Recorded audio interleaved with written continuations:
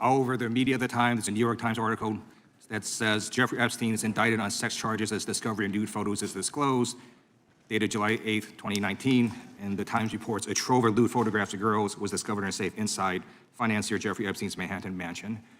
Author Michael Wolff has conducted numerous interviews of Jeffrey Epstein.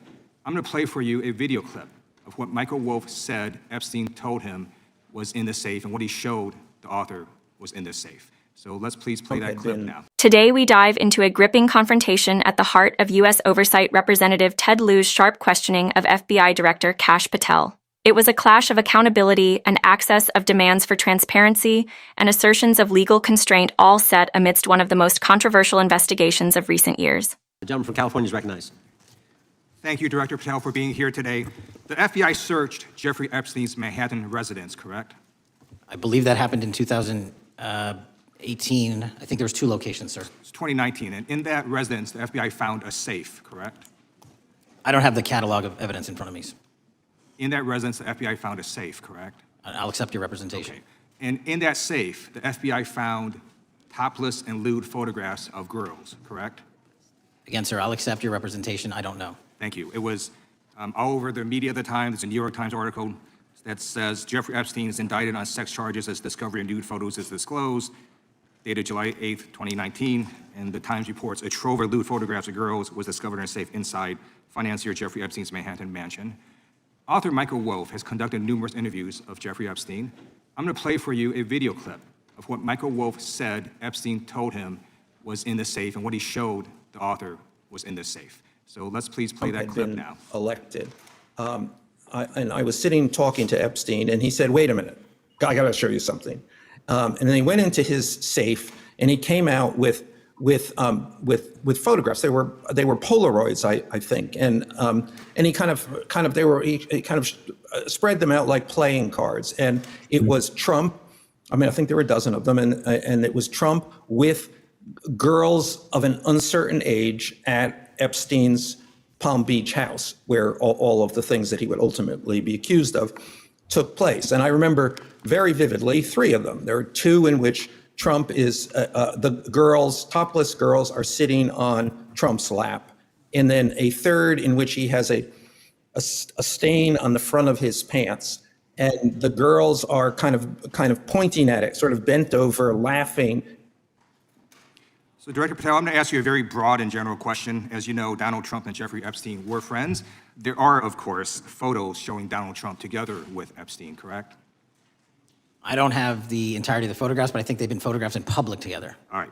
Are there any photos showing Donald Trump with girls of an uncertain age? No, How do you know that? because that information would have been brought to light by multiple administrations and FBI investigators over the course of the last 20 years. Well, you know what? That's just not true, because no one knew about the creepy birthday message that Donald Trump wrote to Jeffrey Epstein until the Wall Street Journal disclosed it, and then all of a sudden, the Epstein estate provides it to Congress. Well, so certainly, you weren't there at the search. You don't know what Epstein may or may not have done with those photographs even prior to the search. Maybe someone has it. Maybe the Epstein estate has it. You raise a great point. So I'm going to ask you, have you asked to talk to Michael Wolff? You raise a great point. I haven't personally asked to talk to Michael FBI Wolff, asked? but the You didn't, FBI, I'll get back to you if the FBI specifically So Michael asked has ever. about 100 hours of testimony of Jeffrey Epstein. Wouldn't it be good for the FBI to interview Michael Wolff? I'm not saying they haven't, I just don't know. Has FBI subpoenaed the tapes that Michael Wolff has conducted of Jeffrey Epstein? I don't know. All right, so if you could provide us an answer, that would be terrific. Sure. Well, let me ask you this question then. Have you looked at all the photos in Epstein files? I have looked at all the information that the investigators who investigated this case have provided to run out credible leads. And in the Epstein file, was there that creepy birthday message that Donald Trump had written to Epstein? No, that's what I was trying to tell you. You raise a great point. The estate of Jeffrey Epstein has a voluminous amount of information that they have not released before. Okay, so that's great. So wouldn't it be great if FBI subpoenaed the estate of Jeffrey Epstein for all that information? The estate is under no obligation to provide that material, even pursuant to a subpoena. That's a great point. Yeah, that's just false. Okay. That's just false. You're the frickin' FBI. You can subpoena the information from the estate, and you better do that. That's literally not how it works. I'm going to move on now and talk about Epstein's client list. You confirmed that exists. Attorney General Pam Bondi confirmed earlier this year that exists. So I just want to ask you a simple question. Is Prince Andrew on Epstein's client list? The material related to Prince Andrew has been made public. Is Prince Andrew on the client list? We have released the index of names All right, that were in Jeffrey Epstein's. Is Donald Trump on Epstein's client list? The index has been released, and the index will speak for So I'm itself. just going to say, America, there's a huge red flag. The FBI director could not answer Gentlemen. whether Donald Trump was on Epstein's Gentleman's time client has list. expired. I You're yield not back. recognized. Stay with me as we parse the facts, the rhetoric, and what it all means for trust in law enforcement oversight. Kash Patel was confirmed as FBI Director in February 2025 by a narrow Senate vote, 51 to 49, amid strong partisan division. From his confirmation onward, concerns were raised about his prior work, his alignment with the former president, and his statements about reforming the FBI on the other side. Representative Ted Lieu, a Democratic member of the House Judiciary Committee, has repeatedly pressed for transparency in investigations involving high-profile figures and institutions. At a September 17, 2025 hearing of the House Judiciary Committee, the Epstein files, those associated with convicted sex offender Jeffrey Epstein, took center stage. During the hearing, Lieu asked Patel whether there are photographs showing the former president or other known figures with girls of uncertain age found in Epstein's Manhattan property. Patel responded no, and when pressed how he knows that, he said, because that information would have been brought to light by multiple administrations and FBI investigators over the course of the last 20 years. Lieu also asked whether the former president's name appears in the files. Patel said he did not know how many times the name appears, and deferred much of the detail to what the FBI had already released. Meanwhile, Patel defended his office by saying it has released everything that is legally allowed to be released, and insisted there is no credible information linking Epstein's victims to other prominent individuals in terms of trafficking them onwards. The hearing grew heated.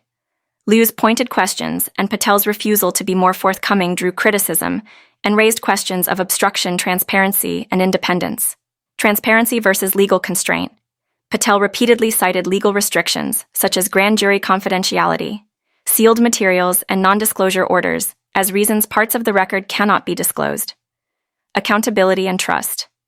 Lieu and other Democrats argued that the FBI under Patel appears to be gatekeeping rather than disclosing, especially as the FBI had earlier promised fuller releases of Epstein-related materials.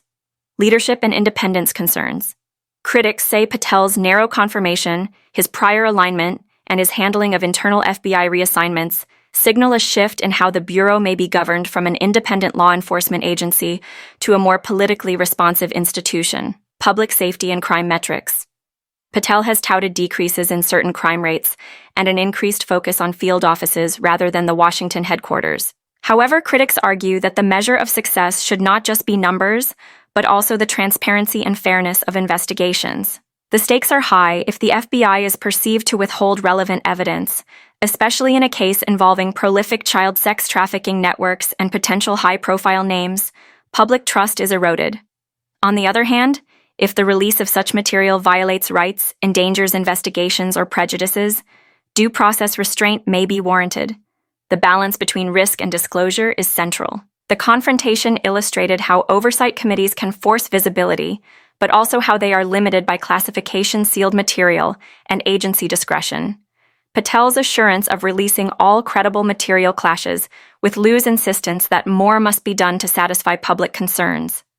The broader theme is that the integrity and independence of major federal agencies like the FBI remain under question in a highly partisan era. For viewers, the specifics of the Epstein files may never all become public.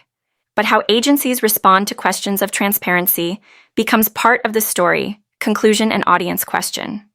In the end, what we saw was not just a clash between a representative and a bureau head, but a deeper test of institutional trust, accountability, and the limits of disclosure. If the agencies we rely on to defend justice and protect society are seen as opaque or politically captured, the consequences ripple far beyond any single hearing. So here's a question for you, the viewer. Do you believe the FBI under Director Kash Patel is fulfilling its mission of independent law enforcement, or has the dynamic changed in a way that merits substantive public concern? Let us know your thoughts in the comments below.